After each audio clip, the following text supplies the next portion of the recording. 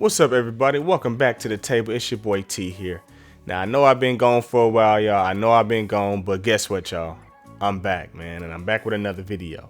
And today, I'm going to be talking to y'all about mixing vocals to a 2-track. How I mix vocals to a 2-track, or what they call a stereo track. Now, what is a 2-track? A 2-track is a track that's already been mixed and mastered, y'all. So, usually, when you go get your beat from a producer, you're going to be dealing with a 2-track. Now, let's be honest, y'all. I know y'all like to go to YouTube and download that video and convert it to MP3. When you do that, you're going to be dealing with a 2-track. Now, sometimes the producer will provide you with a multi-track. Now, what a multi-track is a track, different tracks that you can manipulate around the vocal. So you might have your piano, your kick, your hi-hat, and your snare all on separate tracks.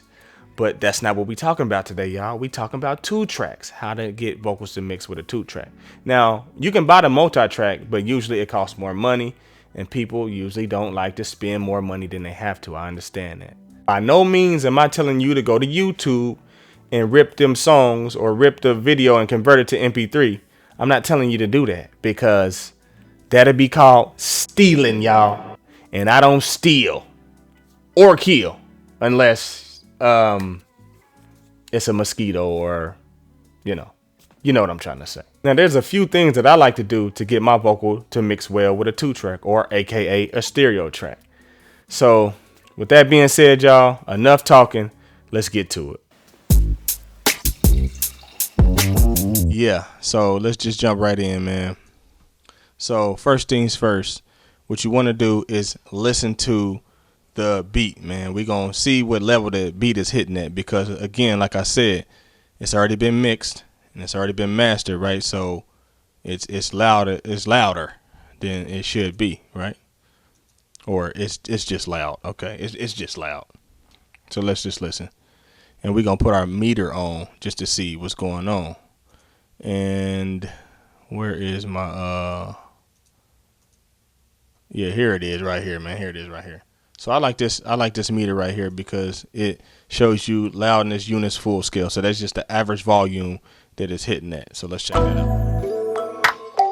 Let's check that out, man.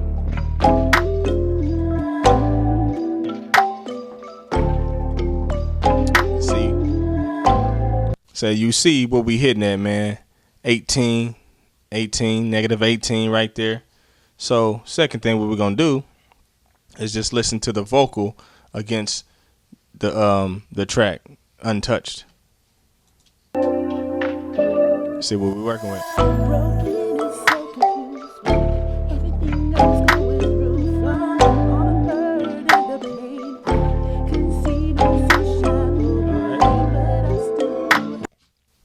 All right, that's kind of mobbing, but you can't hear it. It's mobbing, but you can't hear it. So, it's kind of drowned out by the loud beat. So how do we fix that? Turn the beat down, right?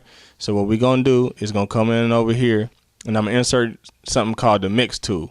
This is a stock plugin that comes with Studio One, y'all.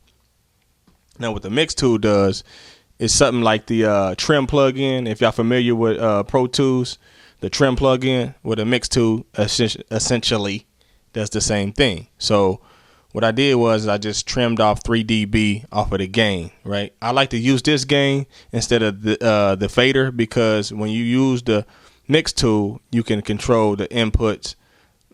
So like you can control the volume going into another plugin. That's what I'm trying to say. So I trimmed off 3 dB. Let's take a listen now.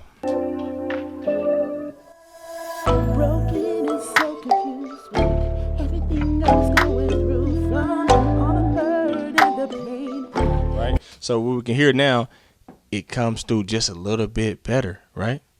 So let's move on to the next thing that I do. Next thing that I do is I just add an EQ, just a simple EQ, y'all.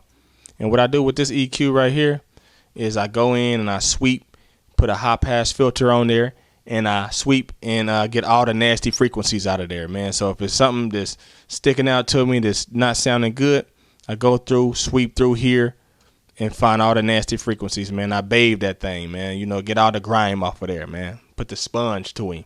You know what I mean?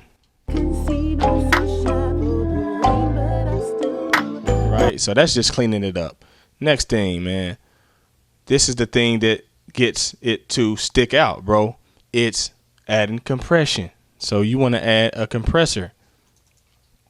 And I like to use this RVox, man, because it's simple and easy, man. RVox, whatever it's called, simple and easy. The attack and release times is already set, so you don't have to, toggle with them at all, man. It got a gate on here. Makeup gain is just a good thing, man. So let's listen. Let's listen now, man. Broken and so confused. Yeah. Everything I was going through, from all the hurt and the pain, I can see no sunshine. It's coming through just a little bit better, right? So now what I like to do is add another EQ, man. Add another EQ. Now what this EQ is doing is cleaning up some of the mud range in the vocal, and then boosting a little bit of the present where the vocal is more present at in the 3K, 4K range. I'm boosting there about 3 dB, 4 dB, and I'm cutting. Let's take a listen now. Broken and so confused. It sounds a little bit better. A little bit better. The pain, I can see no sunshine for the rain, but I still A little bit better. So now, what I like to do now is I like to do something called sidechain compression. Now, what is sidechain compression? It's when you route this track right here, right? You route that to the instrumental, and when this track sounds, when the lead vocal sound, it turns down the instrumental at a fixed rate, right? The rate that you set in the compressor. So let's do that. I add a compressor. Boom. You got to make sure you put it in sidechain mode. Now this is the Studio One stock plugins, man. Stock plugins ain't that bad. You know what I'm saying? Let's use stock plugins. What we gonna do is put it in sidechain mode. Don't forget that. And what you have to do is route it from the lead vocal to the instrumental. So how do we do that? We simple just click on sends, and we're gonna go down here to side chains, and then we're gonna go to the compressor and click on that. I already set it up for y'all, like I said, so I'm not gonna do that. But you just click here and it'll pop up right here. So then you can go over here to the compressor and set your ratio. So I can set my ratio 2:0, probably 2:0. Set your threshold down so you can grab some of the vocal. I like to back up my release time because I want it to let go. You know what I'm saying? I don't want it to hold on, because if you have a long release time, then you can hear it ducking, and it ain't gonna be good. So what we gonna do here is back it up a little bit. Let me let you listen now. Broken and so confused.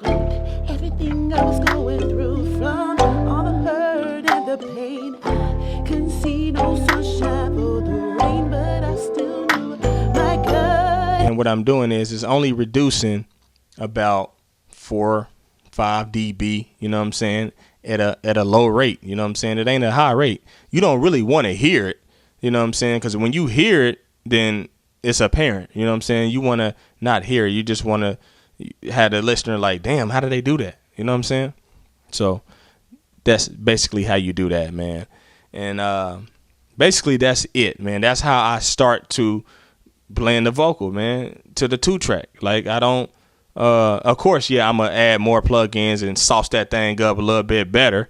You know what I'm saying? But I'm just giving y'all 3 or 4 or 5 ways on how I, you know what I'm saying, mix them in. And, you know, it's not always, I'm not always right, man. If y'all got a different way on how to mix vocals to a 2-track, if y'all got a different method, then, you know, y'all at the table, let me know, man. You know, I can share you with y'all my method. You can share with me your method, and we can help each other, man. And that's what this channel is about. You know what I'm saying?